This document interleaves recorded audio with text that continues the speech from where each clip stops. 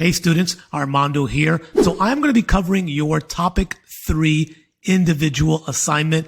Let me caution you, this is the hardest individual assignment in this course. So what I want you to do is watch this video from start to finish. I want you to take a look at the formatting, the APA title page, how they use the headers, the subheaders, the reference page. And if you submit something that looks just like this assignment, you are on your way to having a good paper. So that way, all you need to do is focus in on your individual research and then inserting your own content. Now, if this paper sparks some creativity, let's say you like the topic that this sample paper has or the religious viewpoint, you're more than welcome to use it. The only thing you cannot do is copy the exact same content that you see in this educational video. So that being said, let's go ahead and dive into our week 3 assignment. Okay, so we are starting with an APA title page. Remember that an APA title page is a standalone page. You can see the spacing from the top of the page. You've got the page number in the upper right-hand corner. Remember now that with 7th edition, you no longer need that old running head that used to run here. So you do not need that. Then we've got the title. I protected the student, so I removed their name. Your name would go here. You've got the university info, course, instructor, and then the date that your assignment is due.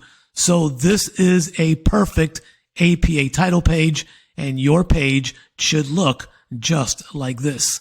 Now let's go ahead and get into the content areas. And the first thing you notice is what? We start with a nice, solid APA centered header, which is giving us the title of the assignment.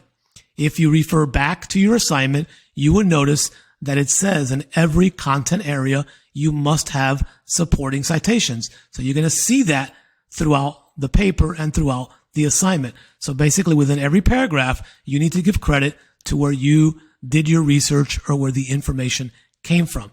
Now, as we move down, and again, so you can look at this area as the introduction, which is really goes back to basic writing. Introduction, the body, and then eventually a conclusion. Now, if you notice here, the first main topic was right here, again, centered here, right? They're going to talk about Buddhism. That's what they chose for this assignment. And you can quickly see how they're giving credit to research along the way. You can never over in-text citation. That actually avoids any issues with plagiarism because you're giving feedback to where you did your research so you avoid any plagiarism issues. As we move forward, now you can see that within the topic of Buddhism, the assignment is calling you to do what? To discuss the similarities and the differences. So because this is a subtopic, you want it over to the left, bold black, and then now this subtopic of similarities that connects to Buddhism up there, you're going to go ahead and provide your research. And again, you're noticing how many in-text citations are being used along the way. Then the assignment asked you for the second part, which was the differences, right? So we're still under the same category of Buddhism, but now we're looking at the differences. Same thing here. You've got your research, and then throughout your research, the student does an excellent job giving credit to where the research came from.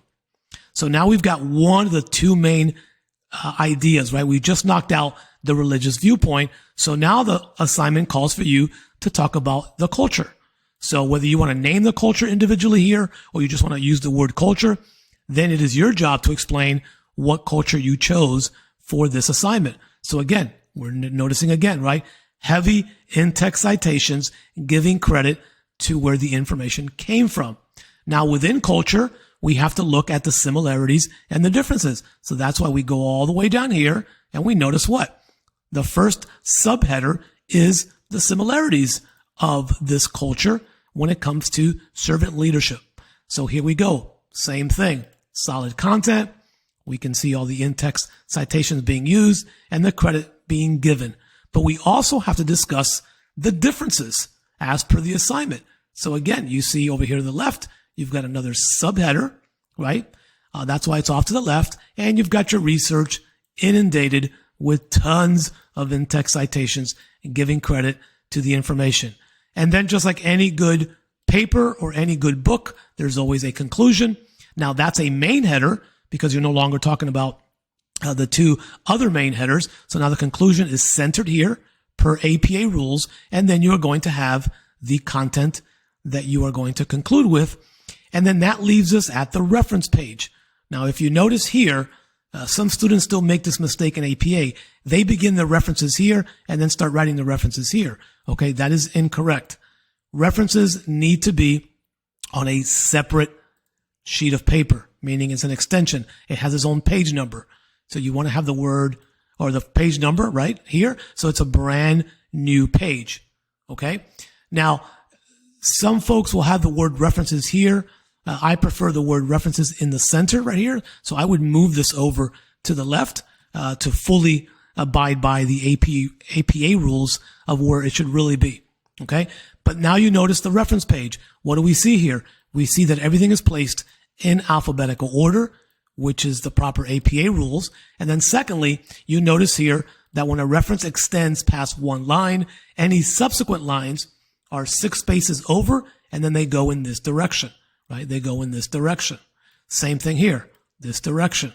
And again, you see that same formatting throughout the reference page. So your reference page, if you've been struggling with a reference page, this is how your reference page should look, just like this, right? Whether you have 2, 3, 4, 5, 6 references, they should all look like this. And again, I challenge you, if you're still struggling with references, just watch this video and then interject your references so they are properly spaced just like this.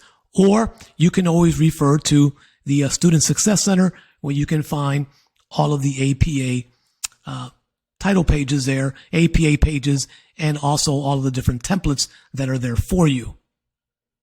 So over the last few minutes, we covered all of the major content areas that need to be within this assignment.